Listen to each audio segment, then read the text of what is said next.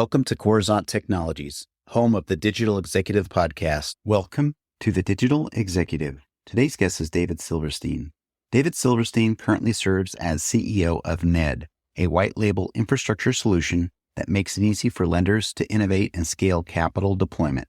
Lenders across the country use Ned's end-to-end system to power a range of cash flow lending strategies that streamline qualification, disbursement, and repayments. Prior to Ned, Dave worked across public and private sectors, first in Washington, D.C., where he served as press secretary to former U.S. Senate Majority Leader Harry Reid. For the last decade, David has operated at the bleeding edge of innovation across tech, media, and digital sectors, most recently as chief of staff to Michael Kasson, chairman and CEO of MediaLink, a leading global strategic advisory firm. Well, good afternoon, Dave. Welcome to the show.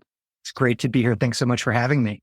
Absolutely. I appreciate you making the time. Love doing these every day. Jumping now on a podcast. You're in New York today and I'm in Kansas City, but appreciate, again, making that time different. Always. No, it's fantastic to be here and love Kansas City. I feel like for another conversation, we could talk barbecue spots. All right. Oh, yeah. Oh, for sure. We hold the records here.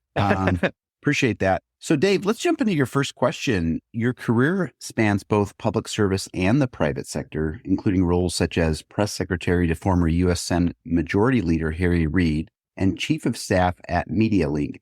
How have these diverse experiences influenced your leadership approach at Ned? Yeah, I think when I look back on a set of both public and private sector experiences, it comes down to skill building. I think when I was in my mid-20s or mid to late 20s and I was working in the U.S. Senate, I was surrounded by really talented individuals.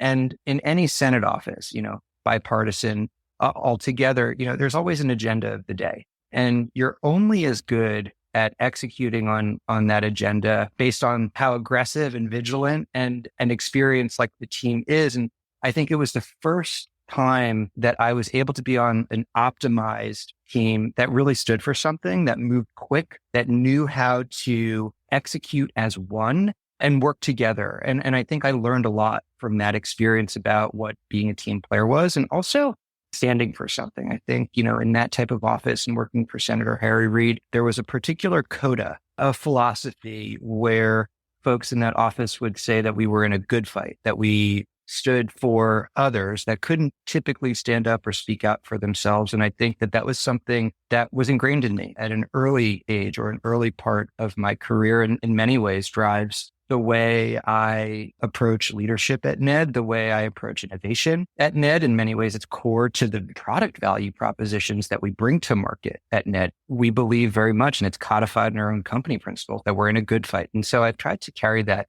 forward. I think for the last decade as an operator of businesses, different types of digital businesses across unique sectors, and most specifically working at MediaLink for the former CEO, Michael Kasson, that was a unique, skill building experience. I almost call it a second MBA in selling. I think for any CEO, for any executive, especially a CEO of a startup or somebody that's really bringing, a company from 0 to 1 or beyond, being able to build relationships and connect and find first customers is the make or break. And I learned that from Michael flat out. And so, altogether bringing a particular philosophy to what we do and, bringing a driven approach to building Ned, remaining customer centric is exactly kind of the foundation of how I'm building the company today and moving forward.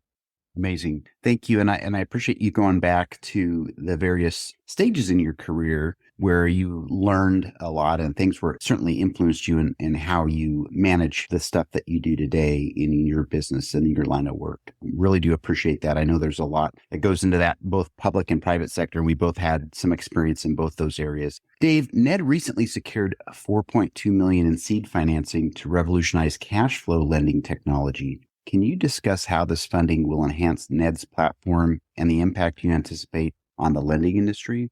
Yeah, absolutely. And I think for us, we're grateful to be able to come out of the last 2 years of a difficult economy, a difficult time in VC, to be able to move into 2025 with unique resources to really light it up. We realize that it's a rarity today. And so I think, altogether, we are making plans to be more aggressive across pretty much every aspect of our business. When we started Ned, I started Ned in the pandemic, really right as, we were coming out of those really difficult first years. And so we've never had wind at our backs. We've built the early version of our platform. We secured our earliest customers in difficult times, and wind was always facing us. And I think for the first time, we've been able to reposition with accelerant, with fuel to throw on the fire. And altogether, we've been really scrappy up until now, very measured in how we've operated and resourced certain things. In many respects, been very thoughtful about not resourcing certain things to make sure that we could outsurvive competitors and stay in the game. And so, when we look at where we're going to be, accelerating our growth, it really comes down to building out our product. Like that is number one, top of mind. We've been able to bring a robust early version of our platform. I would call it not quite Ned 1.0. It's probably 1.5 or 2.0 at this point. But altogether, it's been a product that, has delivered incredible value to our customers. But altogether, we've never been able to resource innovation. Instead of now competing on unique kind of differentiated feature capabilities or strategic positioning, we now need to invest in our innovation. And so, for instance, Ned, really provides lenders an end-to-end platform, certainly, but really, which brings cash flow visibility to every stage of the lending process. And so that is unique in the lending tech space. It's kind of a zig where others have zagged. We focus on cash flow, whereas others have typically focused on credit or collateral to build their systems around. And so for us, we want to be able to take these new resources and really plow them into our underwriting capabilities. We have scoring on Ned. We really want to be able to provide our customers more sophisticated tools and products for underwriting so they can size loans, so they can reduce their time to capital deployment. And on the fund management side, we've created a unique servicing technology with automated repayments, but we want to be able to go deeper. We want to be able to give our customers that capability to really manage at the fund level and to mitigate risk, to mitigate late repayment and default with unique business intelligence. And so these are kind of those secondary layers that we want to bring to Ned ASAP in 2025. And of course, that means we need to bring on great talent. We've started to hire and build out our product and engineering team really for the first time. It's been really a team of 4 people for the last year and a half plus. And so, altogether, I think we're really accelerating on innovation. And for the first time, building out our growth function. In a startup, I will always say that sales are CEO led, right? To find those first early customers is the job of the founder. And, we just made our first hire to build out our growth team. And so I think going to market, with a level of aggression and to be able to appear next to our competitors for the first time and wedge ourselves and into the market and start building awareness for our brand is really a first. And so, I think as we look ahead to 2025, that seed round is going to not only provide us, meaningful runway, but also a level of force acceleration. So we could really build velocity and start moving quickly in ways that we just haven't been able to up until this point.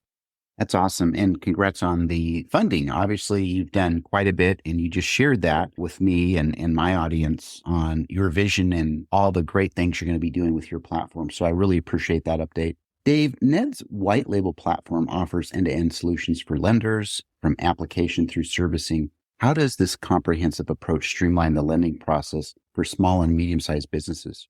Yeah, so I think altogether, there's 2 sides of Ned. We are certainly providing the infrastructure to our customers, which are the lenders, but the business owners, those that are receiving funding are absolutely stakeholders on Ned. And when you look at the lending technology sector over the last 40 years, it's actually been really marked by point solutions. And so it is a fragmented space. There is a ton of archaic tech out there that has been really built around a lending process driven by credit or collateral. And so I think, for the business owner that's applying for a loan or securing financing, it's not uncommon for that experience to be high friction. It is, an experience that was not digital in many ways. It was highly relationship driven.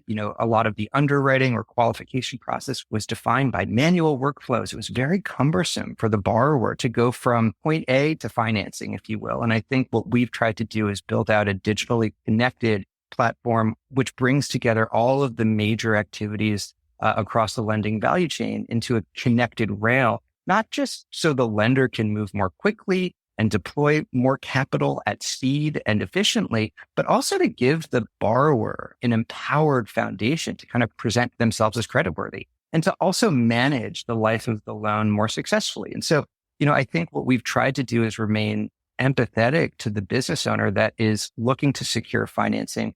And in order for them to succeed, they need great product. They need great technology to move forward and to manage the loan to completion. And so, altogether, I think, when we look at what makes Ned different, what differentiates our product, certainly end to end is unique, right? And I think end to end has been redefined in lending tech. If you look at other competitors that define themselves as such, it typically is from kind of application through legal closing. Rarely does it include repayments technology or fund management capabilities, which we do. So we've gone not just one step, but maybe like 4 steps further than other competitors in the space. The other thing that we've done is we've really built around cash flow visibility. And so, along the way, there's a level of transparency around business performance, not just so the lenders can have ongoing line of sight into how the borrowers are performing, but also so the borrowers, the business owners, can present themselves not just as creditworthy upfront, but to remain and provide a level of transparency to the lenders throughout the life of the loan. And so it creates a deeper relationship altogether between lenders and borrowers. It takes that relationship from where's my money to how can we provide added resources, or how can we provide ongoing support, or how can we provide a second loan in success? And so I think altogether we're seeing connectivity and transparency, not just as a driver of efficiency and scale for lenders and borrowers, but really as an accelerant of relationship. For us, we see Ned as a relationship management platform, altogether along the way. So I think, we really want to be able to invest in that and make sure both lenders and borrowers have what they need, not just to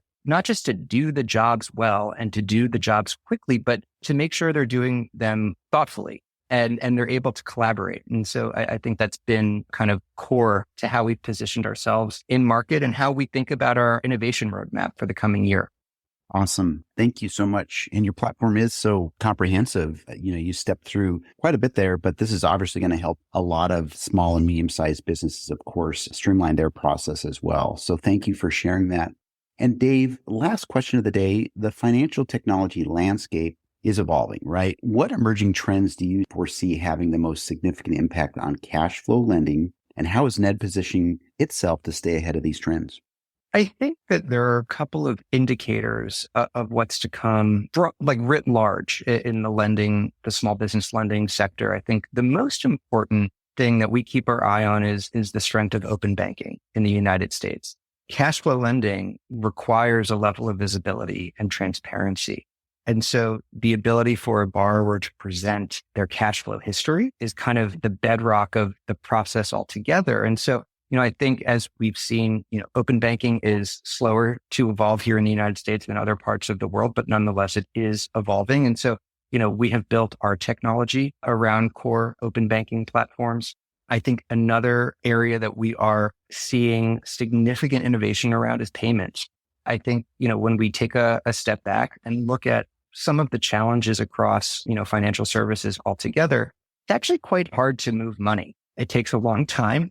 It's very cumbersome, is oftentimes a high friction experience, not only for capital providers, but for borrowers altogether. It lacks automation. It lacks connectivity and integration with other particular types of technologies. And so I do think that there is a significant amount of innovation occurring, not just with digital payments, but also with more core payment systems around ACH and otherwise, which we think will improve processes altogether when it comes to moving money from point A to point B to C and maybe back again. And so just the speed of money movement, the efficacy, the transparency around money movement is something that we think is kind of certainly improving, but, has room for improvement in the coming years. And so, altogether, between transparency and the speed of payments, we see a ton of opportunity in this space. And we want to make sure that we're providing best-in-class solutions around those core capabilities for our customers. And altogether, even beyond the lending technology space, these are kind of the two elements that are going to define financial technology altogether, whether it's B2B or B2C. When we think about fintech writ large, you're either moving money, you're managing money, or you're growing money. And so, however fast you can take on those challenges or reduce friction around those challenges, that is going to define, the future winners in our sector. And we want to be there and be at the forefront. Thank you. And I appreciate your perspective on that. There's a lot of technology changing and we are leapfrogging across industries, but especially in the lending space. Now we just need to make sure we can have the regulators get out of the way a little bit and let us innovate and let us do some really cool things for sure. So thank you, Dave. And Dave, it was such a pleasure having you on today, and I look forward to speaking with you real soon. Thanks so much. It was a pleasure to be here. Really enjoyed it. Bye for now.